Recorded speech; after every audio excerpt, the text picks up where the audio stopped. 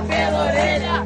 A cabeça dele estava arrebentada por dentro. É isso que o veterinário que trabalhou no caso da Orelha falou sobre ele. No dia 15 de janeiro de 2026, o Orelha, que era um cãozinho comunitário da Praia Brava de Florianópolis, Santa Catarina, um cãozinho idoso de 10 anos, foi atacado por um bando de adolescentes e morto, enquanto eles brincavam de quem dava porrada mais forte com pregos na cabeça dele.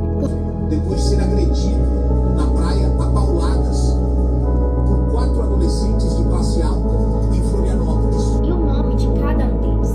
Eu não posso colocar a foto deles aqui porque eles são menores de idade, mas eu posso colocar um nome sim e deixar claro que eu nunca mais vou esquecer